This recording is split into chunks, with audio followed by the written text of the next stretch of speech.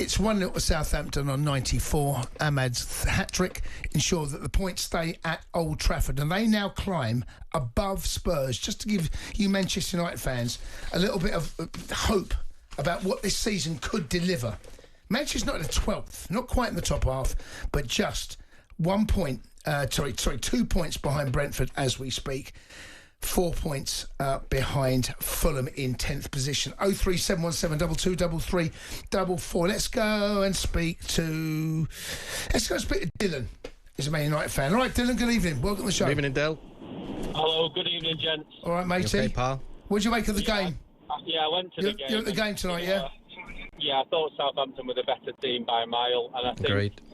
if you look at some of those calls, I don't even want to talk about the people who've called up about bringing Jadon Sancho back, and we're getting rid of the last Spice Boy this month, hopefully, when Rashford jogs on. So we don't need another one of them back. But the most frustrating thing about the team for me is he's playing. We look good against the better teams when he plays 3 central defenders and two wing backs, or one of them is even more defensive than a wing back at the moment with the players that we've got available. And then he's got 2 holding midfielders in front of them, which works against your better teams. But when you're playing Southampton at home, you're taking away the creativity out of the team.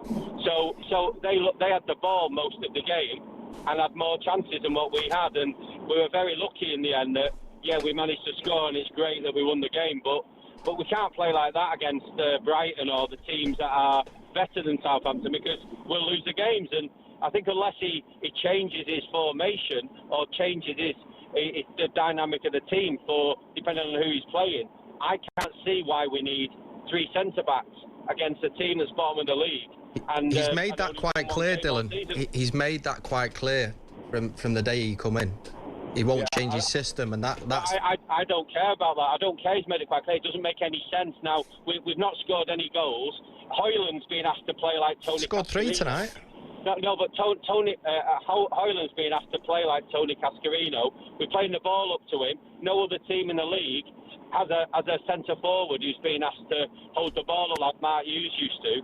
And then when he does hold it up, we haven't got anyone on the wing for him to pass to. All the forwards are very young players compared to the other teams in the league. So Liverpool's players are all 26, 27, all in the prime. All of our forwards are 21, 22, who are nowhere near, in maturity terms, consistent enough. And Hoyland isn't being given any chances. He's being fed on scraps. So I don't think he's playing well, but I think it's a bad formation and a bad system for Man United to be playing long balls to a number 9.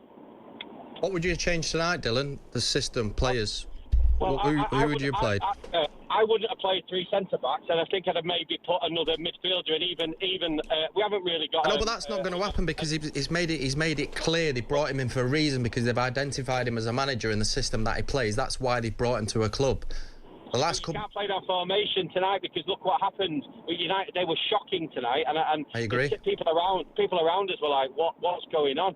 And 2 of our better young players are having their heads turned with Napoli, Garnacho and Mainu, and no one's come out and said, you can jog on, they're going nowhere, these lads. So that's kind of unsettling to our better younger players, all about money and, we can buy these players. There's no players out there to buy. It's a mid-season. We shouldn't have replaced the manager mid-season who's got a different formation and a different plans. So Would you have kept Ten Hag? Yeah, I would have done. And you know what, right? And everyone who's like, he won 2 trophies. He was unlucky not with the other FA Cup final. He bought a load of players who weren't given chances to play for him. A lot of them were injured, and he had to deal with a lot of the Spice Boys who he had to get rid of. Your Sancho and your Rashford. And Anthony Martial didn't play the whole of last season. We don't know why. I think he's had a leg amputated or something. But he didn't play, so he had no forward. So what we've done, in effect, is sack him, and he's won 2 trophies, brought in a manager who plays a completely different style, and letting him play with players playing out of position, with no left-sided players in the team, and wondering why we've scored about 5 goals in about 20 games. You know what I mean? Before today.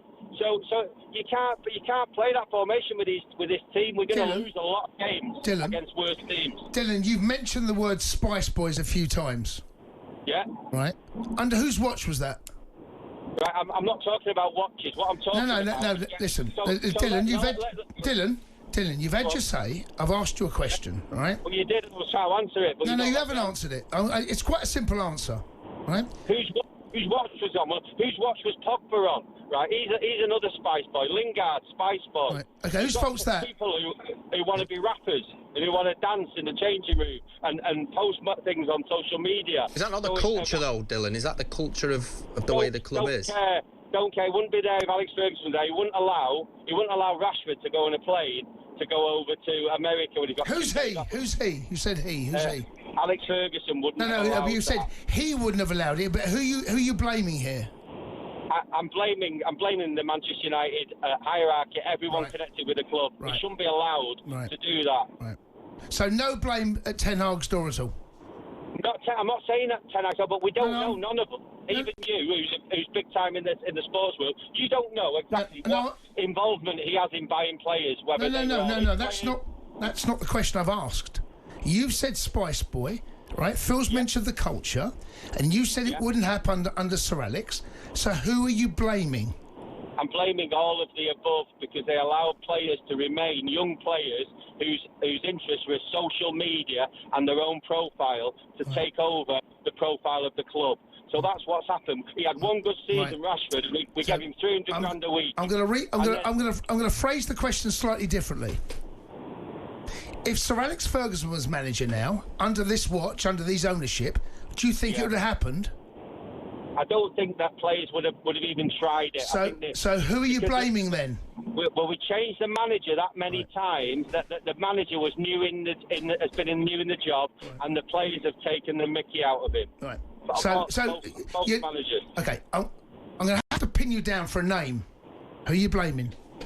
Who am I blaming? I'm blaming Ed Woodward. Right. So if Ed Woodward was in charge and Sir Alex.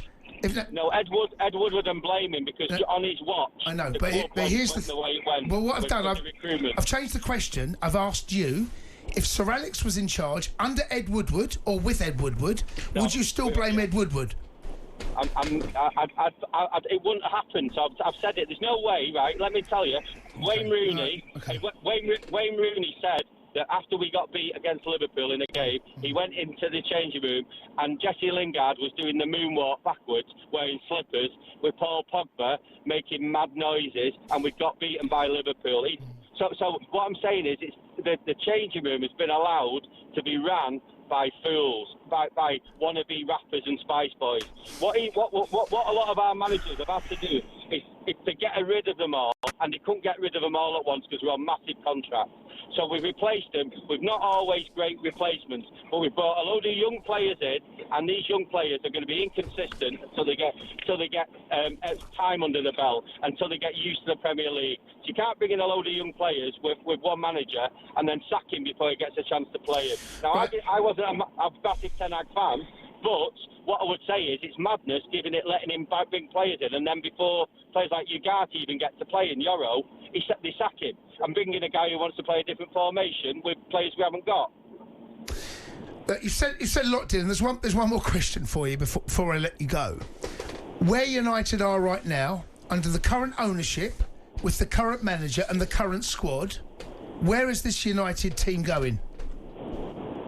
Nowhere fast, because until we get the left side of our team sorted out and it works out whether or not we need creative players in the centre of midfield, because both you guys... Are you on about left wing back here?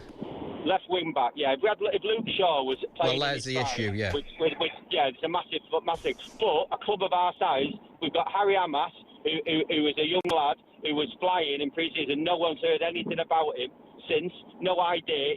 It must be something wrong with him, because we're that bad in that position. He must be available to be on the verse. Malacia's doing nothing. He's been injured for a long period of time. So we've had a lot of problems, but the reality is it's very difficult to play this formation, because when the defenders come out with the ball, their options are to give it to Ugarte and Mainu, who are both good players, but neither of them are creative players, really. And then we're too slow, with the centre-backs dictating the game, and then the ball's going to the wingers too slow. And then poor Hoyland's being oofed, the ball oofed to him, and he's having to win one-on-ones. Dylan, take a breather. You've been a brilliant call. I appreciate your call. Cheers, Dylan. Mate. Don't forget, mate. See you later. Have a safe journey home. Cheers, pal. Bye. There you go, Dylan. He's there. Intense. I'm exhausted. That's what. The point I was trying to get out of him, he didn't really want to put the blame on too many people, but he was saying that I felt that he was letting Ten Hag off. Look, he's right about what he says. When you bring a manager in to change shape halfway through the season, and your whole squad has been built about playing one shape, and then halfway through you change it, that's a tough call. That's a big gig. Yeah, that's it certainly is, because there's obviously players that have probably not played in the positions they're playing now, which is difficult. But some of them are taking it in the stride. Look at Diallo, for instance, playing right wing back. He's probably never played there in his life. But he's doing well. Yeah, absolutely. So there's challenges for every player, but it was time for a change. That was also the point I was making. That whether you liked it or not, the Ten Hag experiment, whatever you want to call it, it should really have ground to a halt back in the summer. Yeah, it ran its course. It had run its course, and now it was slowly but surely grinding to a halt. Whatever decision was going to be made, there had to be a change, and Ruben Amorim was it. Look, there's going to be pain. We saw the first half. Southampton another day, they get 2 or 3 goals and they walk away with 3 points in a game that Southampton should not really be living with Man United. The truth is, the quality told. Why? Because Ahmed actually rocked up and produced the goods. The Sports Bar with Jamie O'Hara and Jason Cundy. Monday to Thursday nights from 10 on AM, on DAB, via the talkSPORT app and on your smart speaker. talkSPORT.